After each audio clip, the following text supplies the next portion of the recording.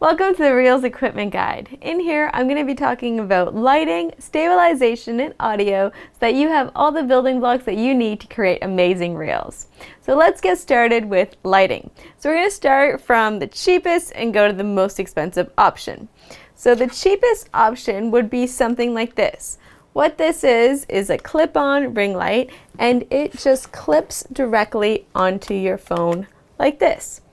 And it's battery powered, so you can just plug it into your computer to charge it, and then you always have battery as you go. You turn on the light, and you can start filming. The only thing with this is that the light source is very small, and it does strain your eyes. So after staring at this for 10 minutes, you're gonna start to see circles. Actually, I stared at it for like maybe 5 seconds so far, and I'm already seeing circles when I look at you. Note that with your lighting, the bigger the light source, the less it'll irritate your eyes. So something like this is cheap and affordable and a great way to start, but it's not something that you're going to want to use long term. Next up, we have a larger ring light. So this is a newer dual ring light, and it comes with 2 ring lights.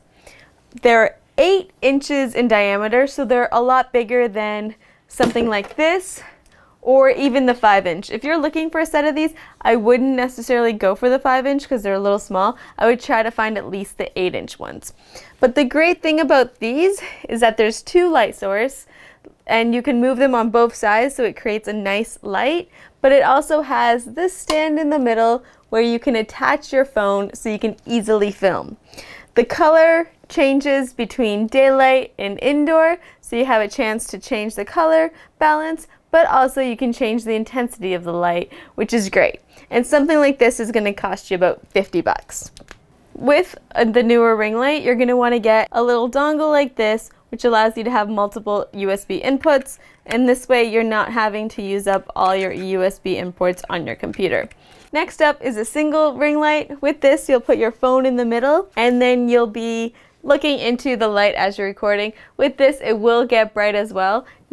It won't blind you as much as the little one because the source of light is a little bit bigger and it's more spread out, but it can still be frustrating when you're filming with it.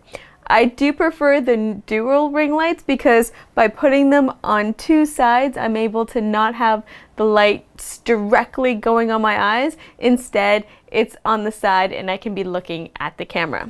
Next up are the Lume Cube. The Lume Cube is an amazing portable outdoor light. This light is waterproof. You can take it anywhere. So with it, you can turn it on. You can reduce the intensity of the light so that it's just enough. And with this light itself, it creates a nice wide spread of the light so you can have it mounted next to your phone as you're walking around filming. With these, I strongly suggest you get 2. That way you can have one in front of you and one behind you to create some nice depth in your shot. Now that we have our lighting set, let's talk stabilization. With stabilization, there's 2 things you have to worry about. Whether or not you're going to be moving or you're going to be still for your shots.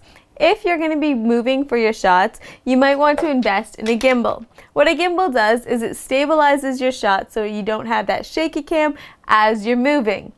However, I'd pay attention to the stabilizer you're looking at because different stabilizers offer different orientations. So some offer only horizontal, while others will allow you to have your camera both vertically and horizontally.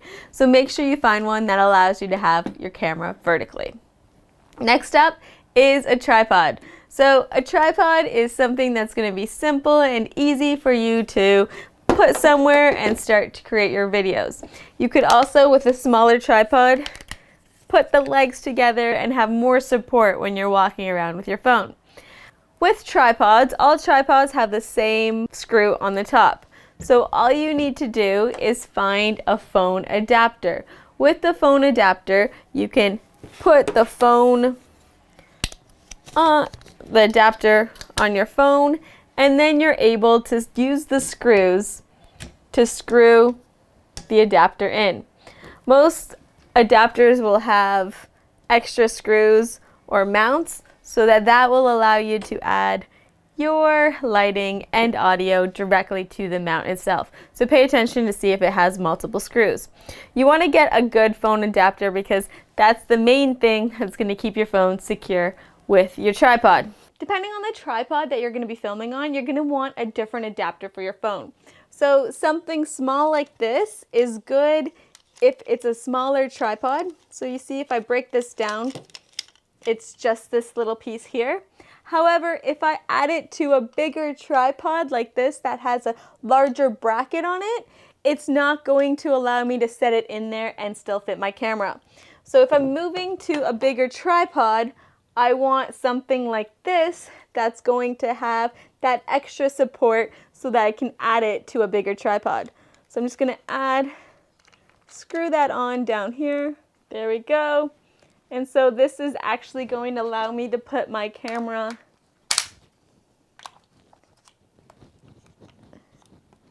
up here, and I can easily move it around on this big tripod.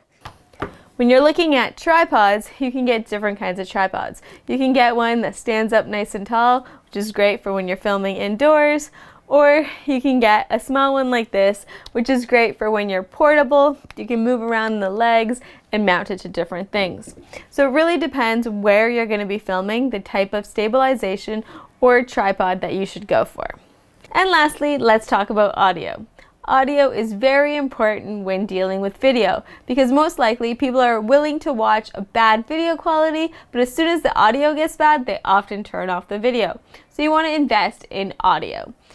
A great way to start with audio is with headphones. So if you can get your headphones and plug them in, the mic within the headphones is going to give you a great bass start because it's going to move the mic closer to your mouth. You can also use your wireless headphones, or if you're ready to invest in a microphone, you have a few options. For starters, you can get a wired mic. These are really cheap. You can get one for 30 bucks off Amazon, and they just clip onto your shirt, but they have a wire that connects to your phone, meaning you can't have much distance between you and your camera, so you have to be close. If you're getting a wired mic, I'd also suggest looking into an adapter to make sure that you can plug it into your iPhone or whatever phone you use. Once you're ready to upgrade from a wired lav, I suggest you go to a wireless system. This is the Rode Wireless Go 2. This comes with 2 microphones that can clip on, so this is great if I'm filming with somebody else. And then it also has a transmitter that I connect to my phone. I can add an additional microphone to this if I have a microphone, or I can just use this as a microphone and use the wind repellent by just tightening that in there if I'm filming outside. So there you have it. Now you know the gear that you need to get yourself started with Reels. For a list of all my equipment, make sure you download the gear guide with links to everything that you might need. I hope you enjoyed this video and see you in the next one.